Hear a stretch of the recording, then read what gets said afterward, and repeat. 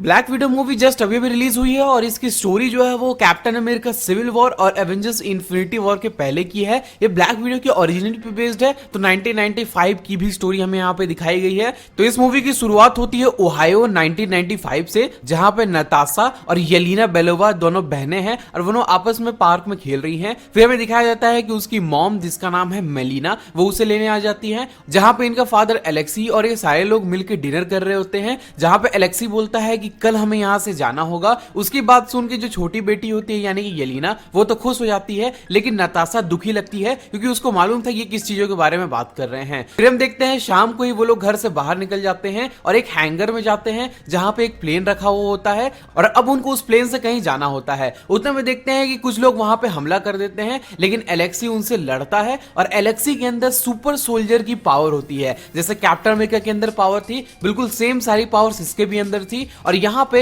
ये सारे पुलिस वालों को और जितने भी लोग थे उनको मारता है और फाइनली जो है वो नताशा प्लेन को उड़ा देती है क्योंकि उसकी माँ इंजर हो गई थी और वो उसको प्लेन चलाना सिखा रही थी। और फिर वो वहां से उड़ जाते हैं। वो लोग एक आइलैंड में लैंड करते हैं जहां पे मिलिट्री होती है बहुत सारी, और यहाँ पे मेलिना को बहुत ज्यादा चोट लग गई थी, इसकी वजह से आर्मी उसको वहां से ले जाती है। अब उसका क्या हुआ हमें नहीं पता था। फिर हम देखते हैं कि वहां का एक सोल्जर जो है वो येलिना को पकड़ रहा होता है। उतने में नताशा उसकी गन छीन लेती है और उसको डराने लगती है कि पीछे मत आना, बोलती है कि मैं तुम सबको गोली मार दूंगी। फिर एलेक्सी जो उनका फादर था, यानी कि फादर जैसा था जो, वो उनके पास आता है और आते ही जो है उनको समझाता है और पीछे से कुछ गार्ड्स आके उनको इंजेक्शन लगा देते हैं। फिर उनको एक ट्रक में डाल के वहां से ले जाया जाता है। यहाँ पे क्रेडिट्स चलते हैं और हम देख सकते हैं कि उसके बाद इन दोनों के साथ क्या हुआ था। इन दोनों को रेड रूम नाम की एक जगह में डाला गया था जहां पे ट्रेनिंग होती थी, बहुत क्रूअल ट्रेनिंग होती थी लड़कियों की। उनको फाइट करना, गोली मारना, बंदूकें चलाना, मतलब लगभग हर जो है ट्रेनिंग सिखाई जाती थी और उनको एक वेपन बनाया जाता था, एक किलिंग मशीन बनाया जाता था। उनकी ट्रेनिंग बहुत लंबे टाइम तक चलती थी और उस ट्रेनिंग के तहत जो है वो उनके साथ बहुत ज्यादा टॉर्चर, एक्सपेरिमेंट्स और भी बहुत सारी चीजें होती थी। फिर हम आ जाते हैं करंट टाइमलाइन यानी कि 2016 में। हम देखते हैं कि नताशा जो है वो एक बिल्डिंग में होती है, अपना चेहरा धो रही होती है और उसको पकड़ने के लिए जनरल रॉस जो है वो अपनी पूरी टीम लेके आता है। अब जनरल रॉस के बारे में आपको मालूम ही होगा, इसे हम इनक्रेडिबल हल्क और सिविल वॉर में देख चुके हैं। ये नताशा को इसलिए पकड़ रहे हैं क्योंकि यहाँ पे सोकोविया अकॉर्ड्स हुए थे और सिविल वॉर मूवी में जो है एक लड़ाई हुई थी जहां पे ये लोग जो है गवर्नमेंट की नजर में बुरे बन गए थे। अगर आपको वो वाली स्टोरी नहीं पता है तो एक बार उसको जाके पहले चेक कर लेना। अब यहाँ पे रॉस जो है वो नताशा को पकड़ने की कोशिश करता है लेकिन उसको पकड़ नहीं पाता है। नताशा उसकी पहली एक शिप में वहां से चली जाती है। अब यहाँ पे हमें सीन दिखाया जाता है एक दूसरी जगह का। हम देख सकते हैं दो ब्लैक विडो, उसमें से एक ब्लॉन्ड हेयर वाली होती है जो कि होती है येलिना यानी कि नताशा की बहन, और यहाँ पे एक और लड़की होती है। वो लोग किसी को पकड़ रहे होते हैं जिनसे उसको कुछ लेना होता है और फाइनली वो उसको पकड़ लेती है और उसको लगभग मार ही दिया था। उतने में वो औरत अपने सूटकेस से एक अजीब सी गैस निकाल के येलिना के चेहरे पे छोड़ देती है। उससे येलिना जो है, जो माइंड कंट्रोल थी इतने टाइम में, उसका माइंड कंट्रोल हट जाता है। यानी कि जब ब्लैक विडो प्रोग्राम होता था तो उसमें इनके माइंड के साथ खिलवाड़ किया जाता था। ये गैस जो है वो सारी ब्लैक विडोज को कंट्रोल से बाहर निकालती थी। तो येलिना जैसे ही कंट्रोल से बाहर निकलती है वो अपना ट्रैकर काट के निकाल देती है और वहां से भाग जाती है। यहाँ पे हम दूसरी तरफ देखते हैं एक बुढ़ा है जिसका नाम ड्रेकोव है और वो टास्क मास्टर प्रोग्राम को लॉन्च करने के लिए बोलता है। अब हम देखते हैं कि इस मूवी का सुपर विलन यानी कि टास्क मास्टर यहाँ पे बैठ के ब्लैक विडो की सारी फाइट्स देख रहा होता है। फिर सीन चेंज होता है और यहाँ पे हम देखते हैं कि नताशा रोमानोफ, जो कि ओरिजिनल ब्लैक विडो है, जो कि एवेंजर्स में रह चुकी है, वो ब्लैक विडो अपने दोस्त के साथ एक कैबिन में रहती है जहां से उनके बीच में कुछ बातें होती है। फिर उनका दोस्त वहां से चला जाता है और ब्लैक विडो जो है वहां पे बैठी होती है और उसका दोस्त जो है जाने से पहले बताता है कि कुछ पैकेज यहाँ पे तुम्हारे पास आए हैं। अब वो पैकेज क्या थे अभी तक हमें नहीं मालूम था। फिर हम देखते हैं कि रात को बिजली कट जाती है, उसकी वजह से फ्यूल लेने के लिए नताशा जो है बाहर निकलती है। उतने में एक ब्रिज के पास पहुंचते पहुंचते टास्क मास्टर उसके ऊपर हमला कर देता है और उस हमले से ब्लैक विडो बच जाती है और उससे बहुत ज्यादा फाइट करती है। लेकिन टास्क मास्टर के पास इतनी ज्यादा कैपेबिलिटी थी कि वो जो है वो ब्लैक विडो के सारे मूव्स कॉपी कर रहा था। इवन उसके पास एक शील्ड थी जो एक कैप्टन अमेरिका की शील्ड की तरह दिखती थी और उसके साथ साथ गाइस उसके फाइटिंग मूव भी ज्यादा खतरनाक थे। और फिर हमें मालूम चलता है कि जो पैकेजेस नताशा के लिए आए थे उन पैकेजेस के अंदर वही वाली गैस थी जिससे ब्लैक विडो जो है वो माइंड कंट्रोल से बाहर निकलती थी और ब्लैक विडो को उसको प्रोटेक्ट करना था। और फाइनली वो ब्लैक विडो जो है उसको लेके पानी में कूद जाती है और वहां से निकल जाती है। और फिर उसके बाद वो ब्यूडापेस्ट जाती है जहां पे एक बिल्डिंग में वो अपनी बहन से मिलती है। स्टार्टिंग में उनके बीच में फाइट होती है क्योंकि वो एक दूसरे को भरोसा नहीं कर सकते थे, क्योंकि इतने सालों के बाद वो मिले थे, लगभग 21 सालों के बाद वो यहाँ पे आपस में मिले थे। फिर जब उनकी फाइट रुक जाती है तो येलिना जो है वो उसको गैस के बारे में बताती है, और जब वो बात कर ही रहे होते हैं कि वहां पे ब्लैक विडोज का हमला हो जाता है, यानी कि ये हमला ड्रेकोव नहीं कराया था। फिर वो वहां से भागने की कोशिश करते हैं और जो ब्लैक विडो उनको पकड़ने आ रही थी वो गिर जाती है, उसको चोट लग जाती है और ड्रेकोव जो है वो उसको मार देता है, क्योंकि वो अब किसी काम की नहीं रही थी, उसका पैर टूट गया था। फिर वहां से वो लोग दोनों भाग जाते हैं और उनके पीछे टास्क मास्टर आता है जो उनकी कार ब्लास्ट कर देता है, लेकिन वो लोग उसको चकमा देके वहां से बाहर निकल जाते हैं। फिर येलेना नताशा से कुछ बातें करती है। फिर मालूम चलता है कि जो ड्रेकोव बंदा है जो सारे ब्लैक विडो प्रोग्राम के पीछे है, वो उस बंदे की बेटी को जो है वो नताशा ने एक बॉम्ब ब्लास्ट में मार दिया था, और उसी टाइम से सारी ब्लैक विडोज को वो माइंड कंट्रोल करता है ताकि और कोई उसको धोखा ना दे। फिर यहाँ पे उनके बीच में कुछ बातें होती हैं और फिर वो लोग एक मिशन में निकल जाते हैं, और नताशा का वही दोस्त उनके लिए हेलीकॉप्टर लेके आता है, और फिर वहां पे वो एक मिशन में निकलने वाले थे जहां पे उनको रेड रूम को डिस्ट्रॉय करना था, लेकिन उसकी उनको लोकेशन नहीं मालूम थी, और उनको लगता था कि सिर्फ एक ही बंदा उसकी लोकेशन जानता है, यानी कि एलेक्सी, जो कि बचपन में नताशा और येलेना का फादर दिखाया गया था, जो कि अब एक जेल में है और वहां पे लोगों से पंजा लड़ा रहा है। फिर हम देखते हैं कि उसको एक पैकेज मिलता है जिसके अंदर में एक टॉय होता है, और वो टॉय होता है खुद उसी बंदे का, यानी कि उस बंदे का जो सुपर हीरो नाम होता है वो रेड गार्डियन होता है। वो बिल्कुल कैप्टन अमेरिका से सेम होता है, क्योंकि रशिया ने कैप्टन अमेरिका जैसा ये बंदा बनाया था। एलेक्सी को उस टॉय के अंदर से एक डिवाइस मिलता है जिसको वो कान में लगाता है, तो वो डायरेक्ट नताशा और येलेना से बात करने लगता है, जहां पे नताशा और येलेना उसको डायरेक्शन दे रही थी कि तुम बाहर निकलो, हम तुमको लेने आ रहे हैं। फिर हम देखते हैं कि वो बाहर निकलता है और वहां पे नताशा सारे सोल्जर से लड़ रही होती है, लेकिन लड़ते लड़ते येलेना जो है वो एक बंदे को मारने के लिए रॉकेट लॉन्चर यूज करती है और उसको उड़ा देती है, लेकिन रॉकेट लॉन्चर यूज करने की वजह से वहां की सारी बर्फ गिरने लगती है,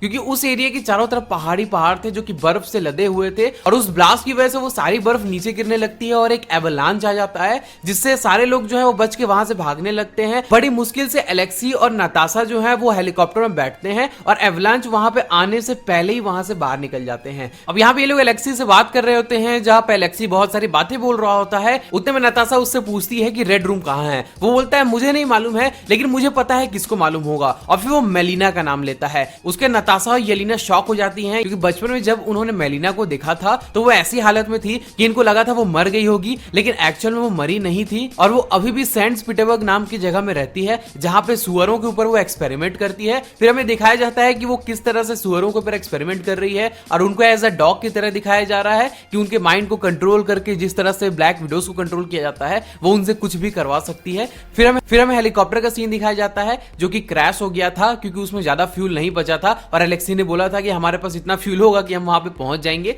लेकिन वो नहीं पहुंच पाते हैं, और वो चल चल के जो है वो मेलिना के पास पहुंच। मेलिना उन दोनों को देख के शॉक हो जाती है और शायद थोड़ी सैड भी होती है, क्योंकि वो उसने अपनी बच्चियों को इतने साल के बाद देखा था। अब वहां पे वो लोग आके आपस में बात कर रहे होते हैं एक डिनर टेबल के अंदर में, जहां पे रेड गार्डियन जो है वो अपना पुराना सूट पहन के आता है, यानी कि एलेक्सी जो है, उतने में वो लोग वहां पे बात कर रहे होते हैं। अब बात करते करते नताशा बोली देती है कि तुम हमारे रियल पेरेंट्स तो थे नहीं, तुमने सिर्फ 3 साल तक हमें पाला पोसा, फिर उसके बाद जो है उस रेड रूम के हवाले कर दिया। येलेना ये सुन के बहुत ज्यादा दुखी हो जाती है, क्योंकि उसको एक्चुअली में बचपन से ये नहीं पता था कि ये लोग जो यहाँ पे ये कर रहे थे वो एक नाटक था, या इन दोनों को ये अपने माँ बाप समझती थी। फिर हम देखते हैं कि वो एक रूम में चली जाती है जहाँ पे एलेक्सी जाके उसको समझाता है, और यहाँ पे दूसरी तरफ नताशा और मेलिना जो है ये दोनों आपस में बात कर रहे होते हैं। यहाँ पे हमें दिखाया जाता है कि मेलिना जो है वो एक्चुअल में इन दोनों को अपनी बेटी समझती थी, इस वजह से जो है इनकी फोटोग्राफ्स उसने रखी थी, और येलेना बताती है कि कुछ ही देर में ड्रेकोव के लोग यहाँ पे पहुंच जाएंगे। और फिर हम यहाँ देखते हैं कि इस घर में हमला होता है, जहाँ पे एलेक्सी को वो लोग डांट मार के बेहोश कर देते हैं, और येलेना जो है वो पूरे रूम में देख रही होती है कि कोई आया तो नहीं है।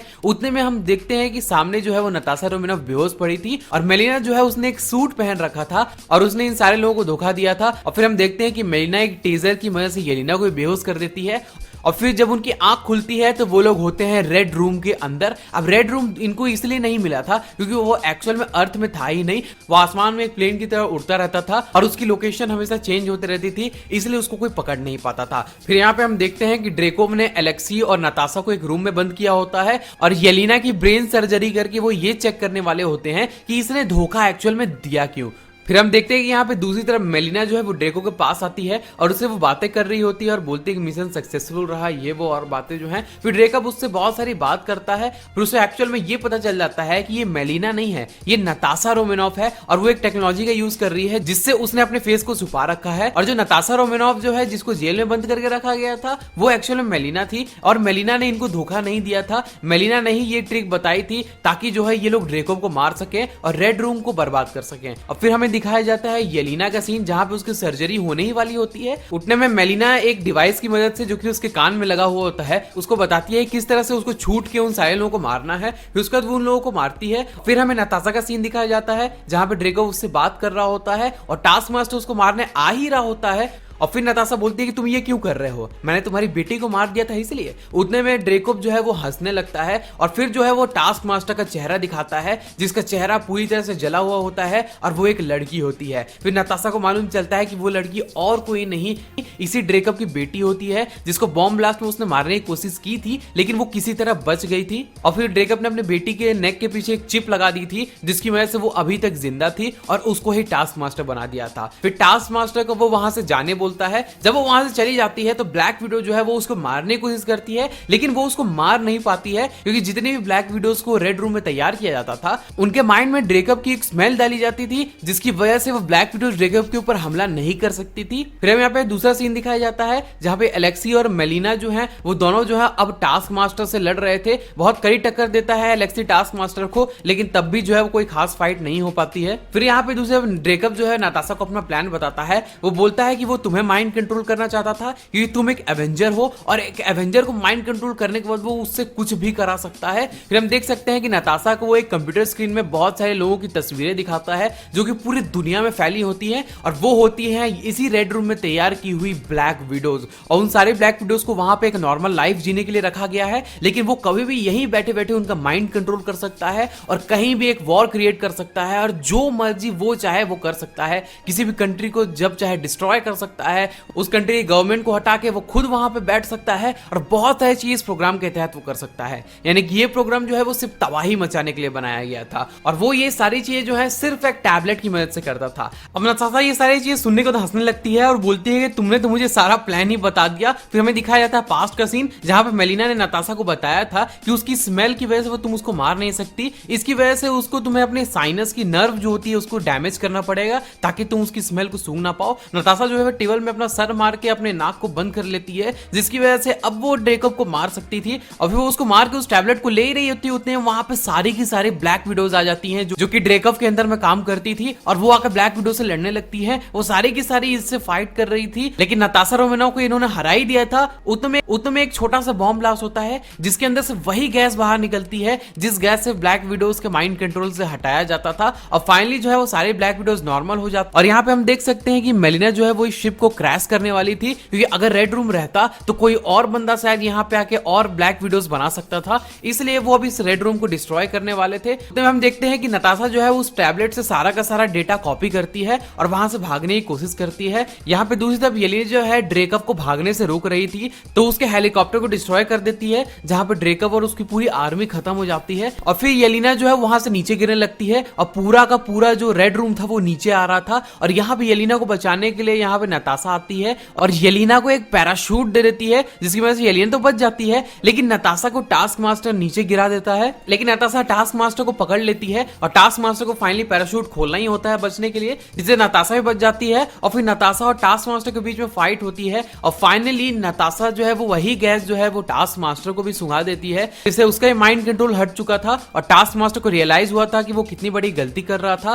फिर वहां पे एलेक्सी, मेलिना, येलिना और नताशा वहां पे एक दूसरे से बातें कर रहे होते हैं जहां पे एलेक्सी बोलता है कि हम फिर से एक फैमिली बना के रह सकते हैं। फिर नताशा बोलती है कि एवेंजर्स को मेरी जरूरत है। फिर सीन चेंज होता है और हमें वहां पे एजेंट रॉस आता हुआ दिखाई देता है जो कि यहाँ नताशा को पकड़ने आया था, लेकिन नताशा उसके आने से पहले ही वहां से बाहर निकल जाती है। फिर कुछ टाइम बाद वाला सीन दिखाया जाता है इन्फिनिटी वॉर के टाइम का, जहाँ पे हम देख सकते हैं कि नताशा का जो है वो इन्फिनिटी वॉर वाला लुक हो गया है, जहाँ पे उसने बाल जो है अपने ब्लॉन्ड कर रखे थे और यहाँ पे वो अपने दोस्त से बातें कर रही होती है। और इसी के साथ ये मूवी यहाँ पे खत्म हो जाती है। अब इसके अलावा मार्वल नॉर्मल की हर मूवी में एक पोस्ट क्रेडिट सीन होता है, तो इस मूवी के पोस्ट क्रेडिट सीन में दिखाया जाता है हमें एवेंजर्स एंड गेम के बाद का सीन। क्योंकि अगर आपको नहीं मालूम है तो एवेंजर्स एंड गेम में नताशा ने सोल स्टोन लेने के लिए अपने आप को सेक्रीफाइस कर दिया था, लेकिन नताशा की डेथ हो गई थी। तो यहाँ पे येलिना जो उसकी बहन थी वो हर रोज जो है वो उसकी ग्रेव में जो है वो फूल चढ़ाने आती थी। और फिर वहां पे हम देखते हैं कि वैलेंटीना नाम की एक औरत आती है जो कि हम falcon and the winter soldier की टीवी सीरीज में देख चुके हैं।